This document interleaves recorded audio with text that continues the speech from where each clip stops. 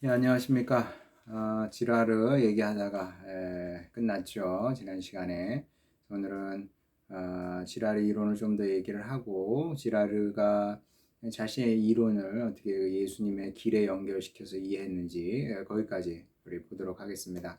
그래서 시험 문제는 여기까지 해당이 되고요. 시험 범위는.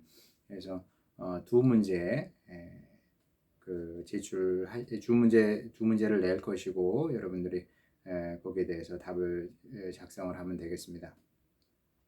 자, 지라르가 본 인간은 폭력성이라고 그랬습니다. 인간의 폭력성. 인간의 폭력성은 도대체 어디서 왔으며 인간이 폭력적이다 보니까 인간이 만든 사회도 폭력적일 수밖에 없다. 이런 관점에서 보면 실제로 세상이 굉장히 폭력적인 것이 사실이죠. 사실 법이라는 것도 폭력으로 가지 않기 위한 일종의 도구라고 보면 됩니다. 법이 없으면 폭력이 더 난무해지기 때문에 이제 그 법을 만들어 놓고 법을 통해서 이제 폭력을 조절을 하는 건데, 그나마도 법도 어떻게 보면 또 폭력적일 수도 있죠. 너는 이렇게 해야 돼. 이제 강요하는 거 아닙니까, 법으로. 이제 뭐 인간 사회가 얼만큼 어떻게 폭력적이냐 이런 것들을 다 설명하려면 뭐 시간이 너무 많이 걸리고요. 한두 끝도 없고요. 그런 예는 굉장히 많습니다만은 어쨌든 지라르는 인간의 그 폭력성의 근원을 탐구하면서 도대체 이 근원은 어디에 있느냐 이제 연구를 한 거죠. 연구를 하면서 지라르가 내세운 개념이 모방적 욕망이다. mimetic desire. 영어로 하면 그렇게 되겠습니다. mimetic desire. 뭐 그게 뭔지 여러분 궁금하신 분은 지랄의 모방적 욕망이라고 치면 뭐 네이버에 치면은 mimetic desire가 나올 겁니다. 그거 한번 찾아보시고요. 그래서 이제 지라르는 인간을 모방적 욕망의 존재로 봤던 거죠. 뭐 개념이 좀 어려워 보입니다만은 또 따지고 보면 그렇게 어려운 것도 아닙니다. 사실 뭐 모방적 욕망이라는 것은 흔히 우리가 주변에서도 많이 발견할 수 있는 것이고요. 굉장히 일상적인 현상이기도 합니다.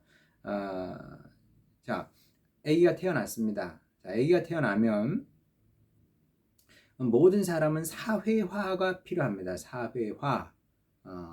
socialization이 되겠죠. socialization. 그게 뭐예요? 한 사회에서 한 사람이 살기 위한 어떤 행동 양식, 사고 방식 이런 것들을 배우는 겁니다. 뭐 예를 들면 아무데나 침을 뱉으면 안 되겠죠. 수업 시간에 교실에 가가지고 교수님 수업하고 있는데 헉 해가지고 침을 바닥에 탁 뱉는다든지 막 이러면 곤란하겠죠. 아니면 뭐 내 담배 피우고 싶다 그래서 버스 안에서 이렇게 담배를 핀다든지, 아니면 뭐 음식물을 먹으면서 막 돌아다닌다든지, 뭐 식당에서 막 밥 먹으면서 돌아다니면 안 되잖아요. 또 아니면 뭐 어른을 보면 인사해야 되고, 뭐 모르는 사람이면 나이가 좀 어리더라도 뭐 존댓말을 써야 된다든지 뭐 그런 걸 배우는 겁니다. 그런 걸 배우지 않으면 어떻게 될까요? 배우지 않으면 이제 어려움이 생기는 거죠. 뭐 아무한테나 가서 이제 반말했다가 이제 매 맞을 수도 있는 거고 뭐 그런 겁니다.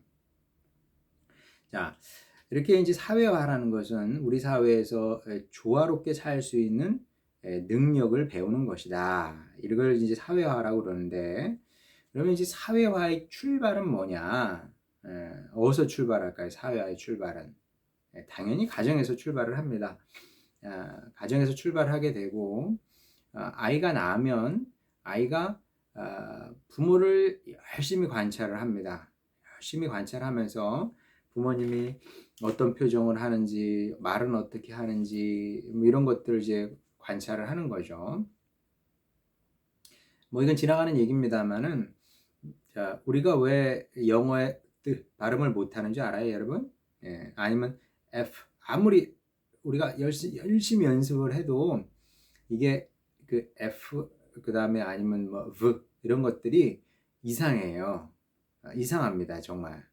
이 서양 사람들, 영어가 모국어인 사람들 발음하는 것과 우리가 아무리 영어를 잘해도, 예를 들어서 뭐 반기문 총장님 영어 우리나라에서 제일 잘하는 분 중에 하나라고 사람들이 그러잖아요. 근데 그분 영어 하는 거 보세요. 한국식입니다, 발음이. 물론 발음 좋죠. 보통 뭐 저 같은 사람에 비하면 뭐 말할 것도 없이 좋습니다만은, 그러나 뭐 영어권 사람들이 볼 때는 그래 봐야 외국인 영어거든요. 마치 샘 해밀턴 씨가 해밍턴인가요? 샘 해밍턴 씨가 우리나라 말을 아무리 잘해봐야 외국인 한국어거든요. 그것처럼 왜 그러냐면 이 구강 구조가 우리는 이 우리나라 말을 잘 하게끔 이렇게 굳어지는 겁니다. 구강 구조가. 잘 믿어지지 않으시겠지만 사실입니다.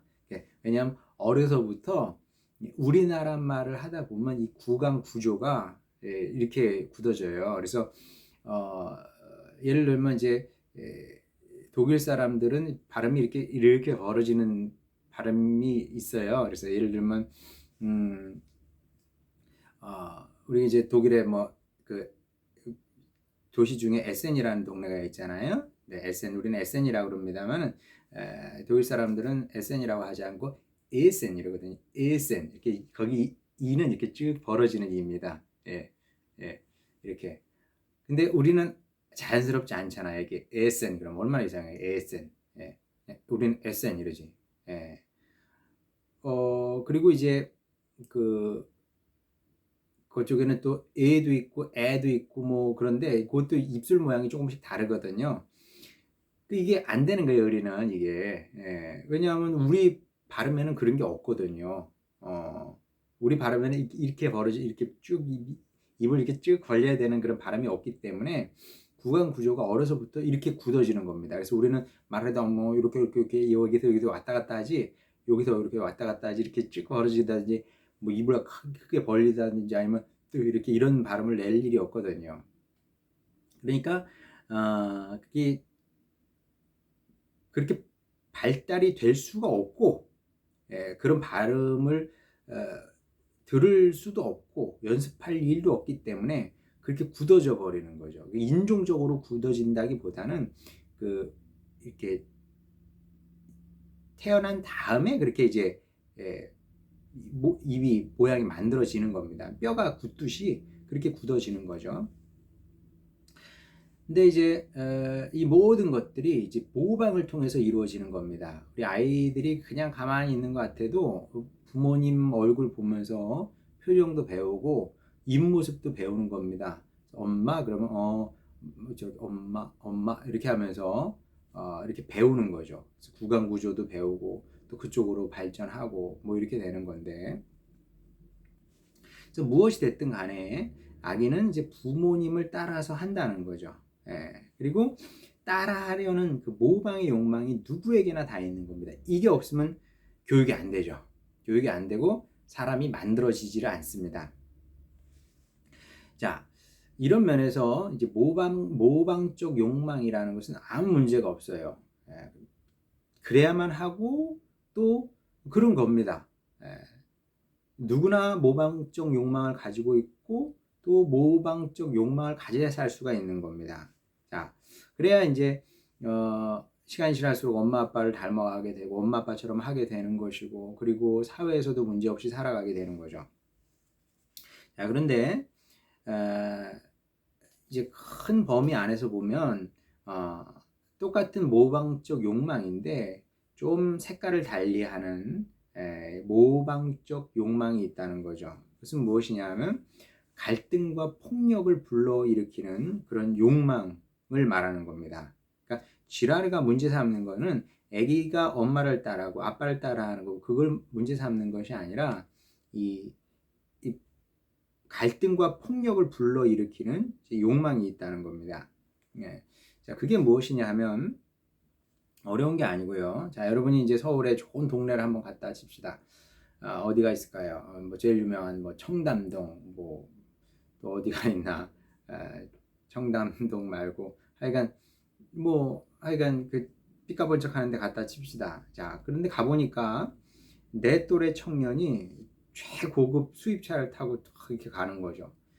자, 뚜껑도 탁 열고 딱 선글라스 끼고 딱 한쪽 손으로 운전하면서 한쪽 손으로 딱 팔 내밀고 그러면서 아주 중저음 아주 고급스러운 소리를 내면서 이제 타고 가는 겁니다. 자, 그러면 이런 모습을 보면 대부분의 사람들은 이제 그런 생각이 올라오는 거죠. 아, 나도 저 차 갖고 싶다. 나도 저 차 갖고 싶다. 그런 욕망이 올라오는 겁니다. 대부분의 사람들이 그렇다는 거죠. 자, 그건 좀 너무 과한 예라 칩시다. 다른 예도 얼마든지 들 수 있어요. 예를 들어서 친구가 어떤 옷을 입었는데 참 보기 좋아. 보기 좋아. 그러면 어떻게 돼요? 나도 저 옷을 갖고 싶다. 저런 옷을 입고 싶다. 그런 생각이 들겠죠? 또 친구가 좋은 직장에 취직했어. 그러면 이제 욕망이 올라오죠. 모방하고 싶은 욕망이. 나도 저거 하고 싶은 거죠. 또 친구가 나중에 집을 샀어. 그럼 나도 저 집을 사고 싶은 겁니다. 저와 같은 집을 사고 저 집에서 살고 싶고 그런 거죠. 또 친구가 애인이 생겼는데 정말 멋지고 예쁘고 막 그래. 그러면은 나도 그러고 싶은 이제 욕망이 생기겠죠. 자, 이런 것을 가리켜서 이제 모방적 욕망이라고 그랬는데 이런 거는 한도 끝도 없습니다. 이제 또 정치적으로 가게 되면은 대통령도 되고 싶고 난 왕도 되고 싶고 그런 것도 될 수 있는 것이고요. 아니면은 나는 기업을 경영해서 기업 경영주가 되고 싶고 회장님이 되고 싶고 그런 것들도 다 여기에 해당이 되는데, 자, 그런데 이런 것들이 왜 갈등과 폭력을 불러일으키냐? 그럴 수밖에 없다는 거죠. 지라르가 볼 때는 왜냐하면 모든 사람이 그 모방하고자 하는 욕망의 대상이라는 것은 대부분 이렇게 한정적이라는 겁니다. 한정적. 모든 사람이 다 가질 수 있는 것이 아니고 그 자리는 혹은 그 물건은 제한적인 몇 명에게만 허락이 된다는 거죠. 그래서 지랄에 의하면 고대로 갈수록 말 그대로 폭력을 통해서 그 소유자가 결정이 된다는 겁니다. 그래서 옛날에는 실제로 힘이 있으면 되는 겁니다. 주먹질 잘하면 돼요. 이게 아주 옛날에는 그랬던 거죠. 말하자면 마치 침팬지 사회에서 제가 지난 시간에 얘기했던 것처럼 침팬지 사회에서는 힘쓴 놈이 왕이에요. 힘세면 뭐든 다 할 수 있는 겁니다. 마찬가지로 그 인류 초기 역사에서도 그랬다는 거죠. 그래서 힘센 놈이 전부였지만 모든 것을 가질 수 있었지만 그 다음에 이제 권력이라는 게 나오지 않습니까? 그러면서 사람들이 이제 권력을 추구하게 되고 권력을 가진 사람들이 많은 것을 다른 사람들은 손도 못 대게 하고 많은 것을 이제 갖게 되는 거죠. 그러면은 어떻게 합니까? 이게 박탈당한 사람은 분노한다든지 그렇게 돼서 이 또 그 모방적 욕망이 작동을 해가지고 그 권력자를 죽인다든지 쫓아낸다든지 이런 방식을 통해서 자기가 또 얻으려고 하고, 근데 계속 그렇게 될 수는 없기 때문에 이제 사회가 생기고 이제 법이 생기면서 중재하기 시작을 하는 거죠. 이 시험 같은 것도 다 어떻게 보면 다 그런 요소라고 할 수가 있습니다. 이제 지랄의 이론을 가지고 보면 시험을 보는 것도 일종의, 시험을 보지 않으면은 싸울 테니까 싸우고 자기가 하겠다고 하니까 어떤 그런 제도를 마련해서 폭력으로 발전하지 않도록, 그러니까 무정부 상태처럼 되지 않도록 조정을 해서 그렇지, 사실 실제로는 우리 안에서 계속 할 수만 있으면 폭력을 써서라도 그것을 쟁취하려는 그런 욕망을 갖게 된다는 거죠. 그리고 실제로 우리 대통령 선거 같은데 보게 되면 여러분들에게 가만히 보세요. 그 지랄의 이론이 꽤 설득력이 있는 이유는 그가 세계적인 학자이기 때문만은 아니고요.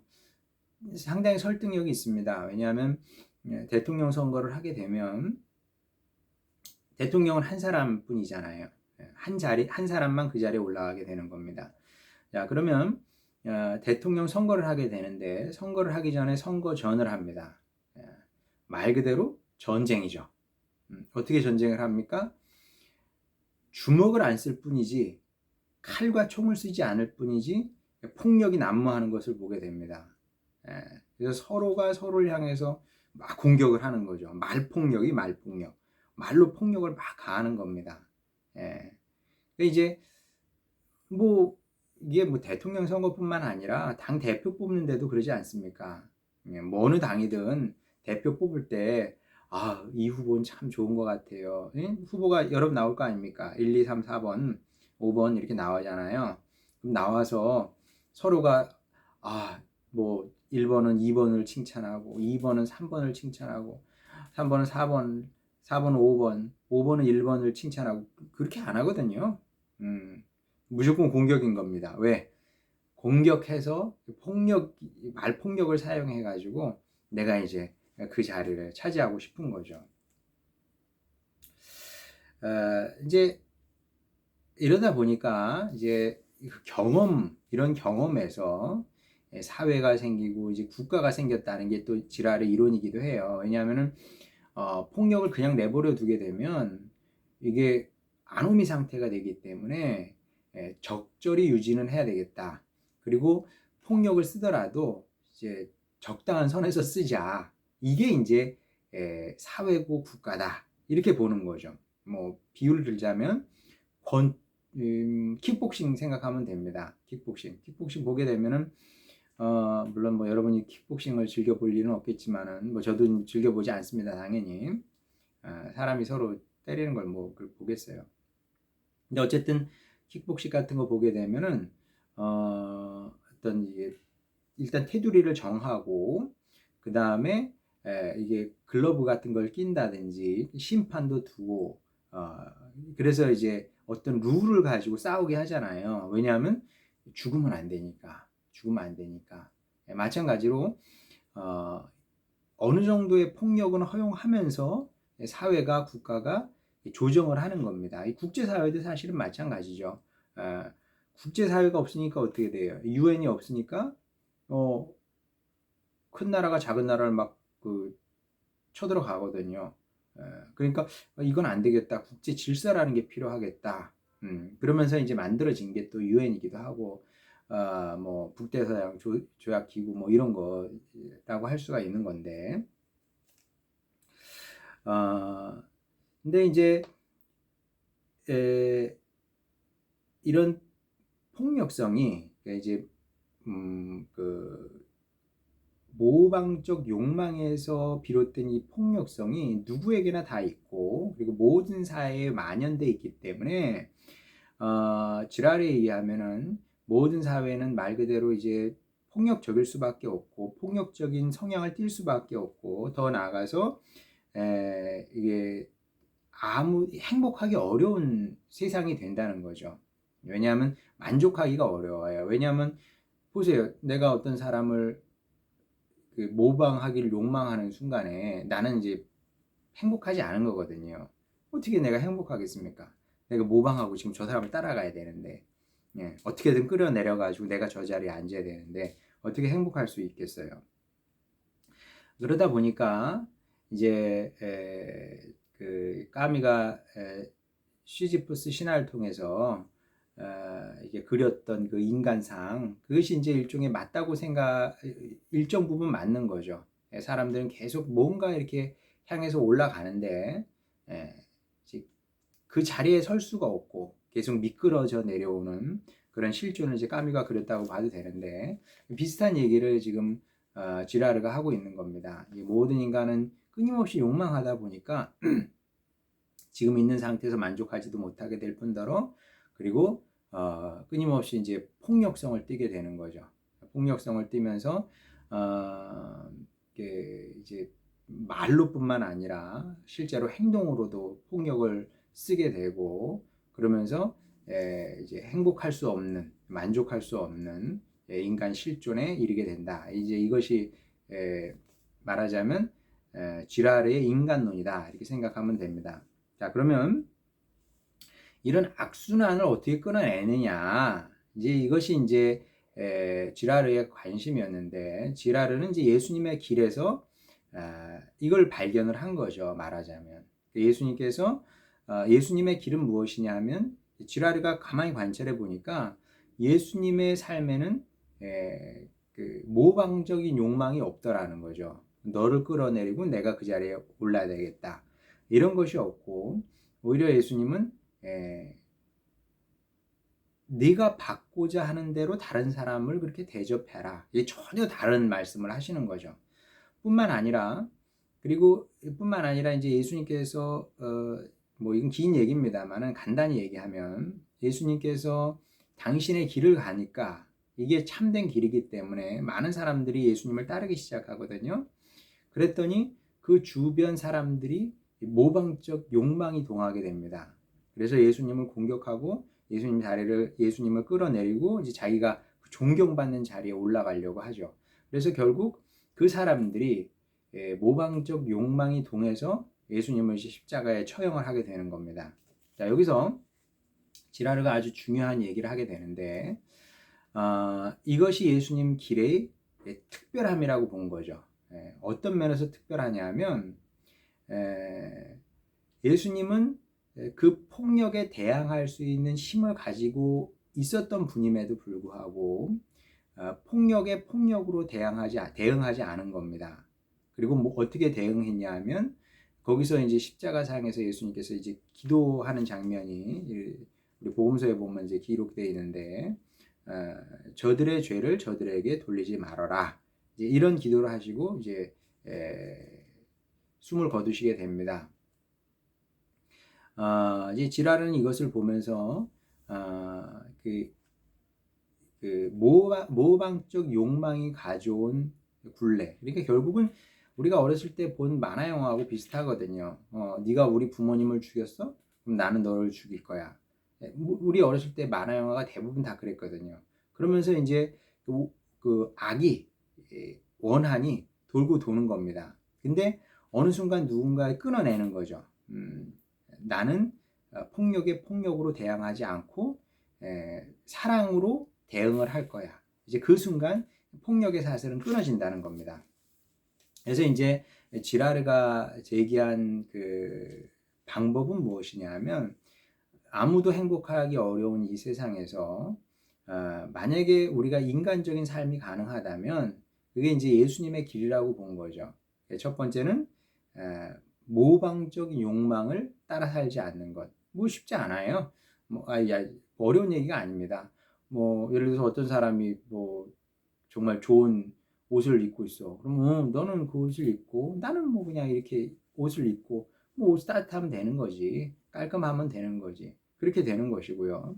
그리고 누군가 폭력으로 대응했을 때 같이 폭력으로 대응하는 것이 아니라 그것을 받아줄 수 있을 때 나라에서 끝나는 거죠.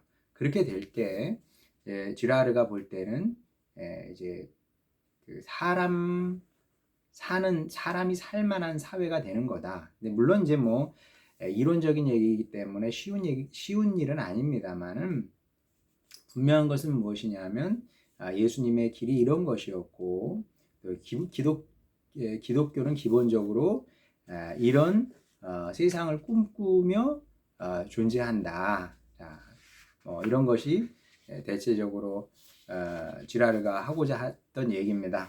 자, 그래서 이제 오늘은 이제 여기까지 하도록 하고요. 시간이 다 됐기 때문에 우리 다음 시간에는 시험을 보도록 하겠고, 그리고 마지막 시간에는 그러면 이제 우리는 어떤 세상을 원하느냐, 그것에 대해서 우리가 원하는 세상, 또 우리가 지향하는 세상, 그런 세상은 어떤 것인지 여러분과 함께 나누고 마지막 시간을 마치도록 하겠습니다. 오늘은 여기까지 하도록 하겠습니다. 고맙습니다.